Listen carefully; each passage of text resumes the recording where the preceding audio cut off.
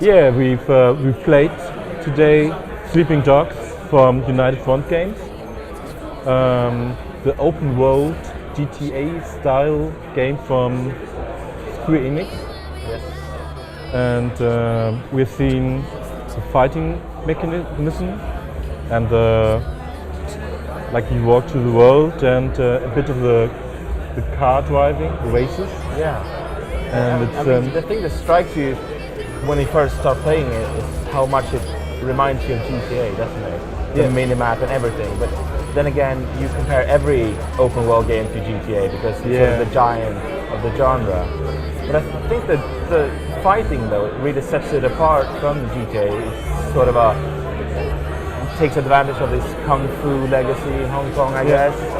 And it's sort of like Batman without superpowers or tools, I guess. Yeah, with a martial arts fighting system. And the thing that you can use the environment and very accessible. You could use almost anything to grind people's heads into various devices.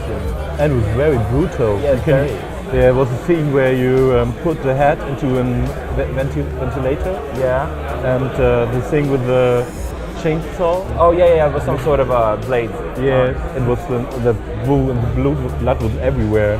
Yeah. And for Germany, I'm not sure if the game is coming out like that. Oh yeah, that's true. You guys are pretty strict on that. Yeah. But I mean, it was fun though, the fighting. I mean, it's still a sort of an alpha build, so it can still be improved. But I mean, the general idea of it, to base it on timing and retaliation, is it's grab people.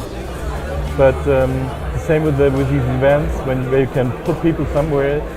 I hope that they have a lot of ideas that it's not getting getting bored with it. Yeah, that's one thing I also thought of.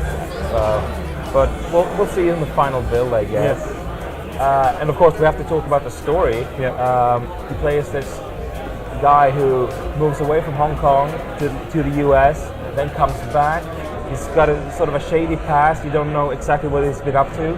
He's some sort of criminal. Yeah. And now he's an undercover agent for the police. So he starts to infiltrate one of these triads and tries to work his way up, gain respect and all that. Yeah. And you start in the jail and you try to infiltrate the triad. And there's a scene at the beginning where you run after a guy. Oh yeah, you chase him. Yeah, you chase him. When it's typical especially at the beginning of the game, I tried not to run after him, to walk after him, and it still works. I mean, everything you're not supposed to do. Yeah. I mean, you can always break a game if you want, but if you chase him, it looks good. And a lot of people in the street you could bump into. Yeah, you can bump into. But it also feels good that you do a parkour and you can run into people and the stuff. And I mean, it's also pretty typical for this kind of scenes and kind of games. Mm-hmm. But it feels good and the scenery, Hong Kong is really, really good. I mean, we've seen a lot of Hong Kong today. Yeah, and we've seen the places. Yeah, they're good at capturing that with 1,000 people in the streets and things happening everywhere. And it's different. And the lightning and everything, and the lights. Yeah, the lights everywhere. I think that's the most cool part of the game, that you are in the city and you have this background, and I think that makes it really, really cool. Yeah. And the story is nice. Like you build up your in the organization. Yeah. I think it could be a really cool game. Yeah, I mean, I can't wait to really explore Hong Kong for real when the final build comes out. It's a nice city and it's huge. Most buildings are in the game. Sometimes they don't look exactly like the game because they aren't allowed to. Oh yeah. Do so, but you will recognize the city.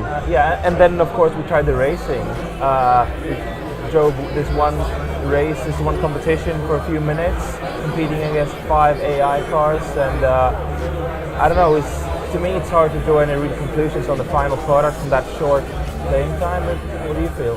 Yeah, but on the other hand, it feels a bit like the Burnout, because you can ram other cars out of the race, and no wonder because the developers from the Need for Speed team, they're working also with this game. Oh yeah, they're with the United Front these days. So it's the one that it feels like that.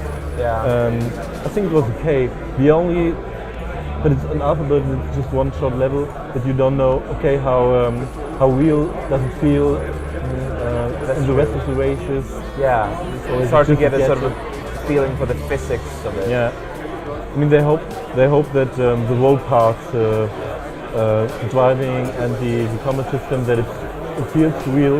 Yeah. And you can see from what we've seen that it could work. Yeah, and we really hope. Yeah, because that's one thing that the developers seem to emphasize, that they want an open world game but with good details, such as the driving and the fighting. And like I said, it's too early to say already if it will succeed, but I mean, it's certainly a good possibility, I would say. And what United Front also said, that they put a lot of work into in the last 4 years. That the game was almost